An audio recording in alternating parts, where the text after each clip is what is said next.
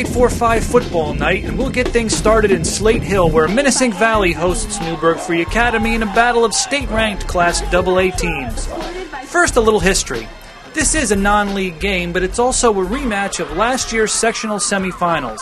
Minisink Valley won that game 10-6, but it looked early Friday night like Newberg was going to gain some measure of revenge.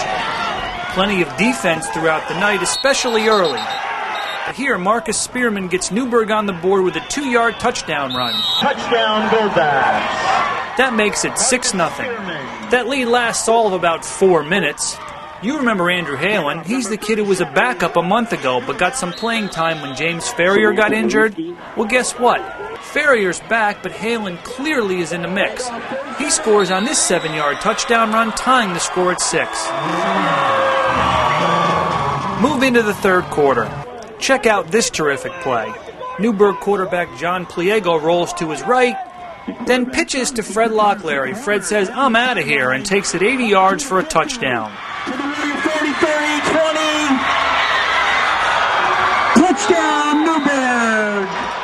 Late in the fourth quarter, Ferrier scores from 10 yards out. But Minisink still trails 13-12. Looks like we're headed for overtime, right? Well, guess again, Minisink Valley coach Kevin Gallagher says. He goes all in, trying for 2 points. Ferrier runs behind Minisink's monster left side, scores, and Minisink leads 14-13.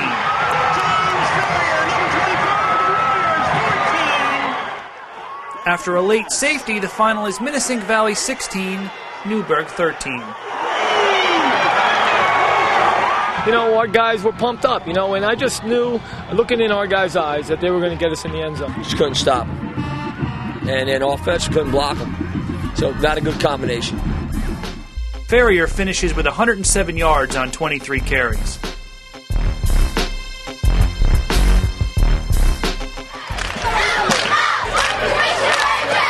Now on to Cornwall, where the host Green Dragons look to clinch their 4th straight Class A regular season title. Port Jervis is the opponent and put a scare into Cornwall twice last season before losing close games. But no such luck on Friday night. Cornwall jumps out to a 22-0 lead after 1 quarter. Want to see how things went for Port Jervis? Check out this Kevin Arduino touchdown pass. Where's the defense? He finds Rick Smith behind everybody. He goes 44 yards for a touchdown. Cornwall takes an early lead.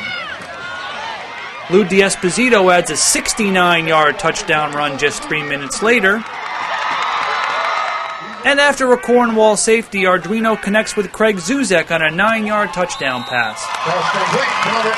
D'Esposito adds a 14-yard touchdown run in the second quarter, and the route is on. Cornwall wins 42-3.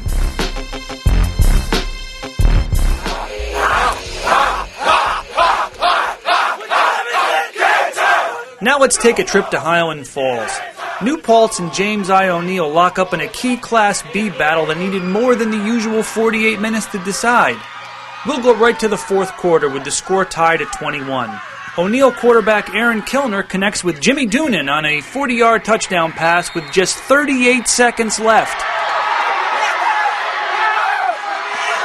O'Neill leads 27-21. But here comes New Paltz. Receiver Sinjin Whiteman takes the direct snap, then finds Brandon Eganthorpe for 48 yards. Eganthorpe then pushes it in from a yard out on the final play in regulation.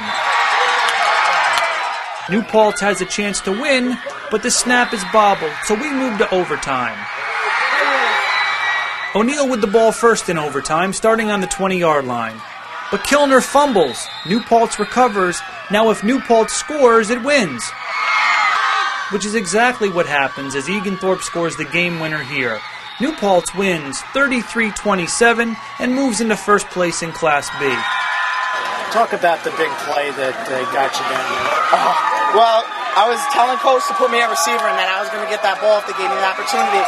And I remember just running and I turned around and the ball was right there and I felt hands around me, but in my head I was like, I'm getting this ball. He put it right there and I just made a good play on it. That was it.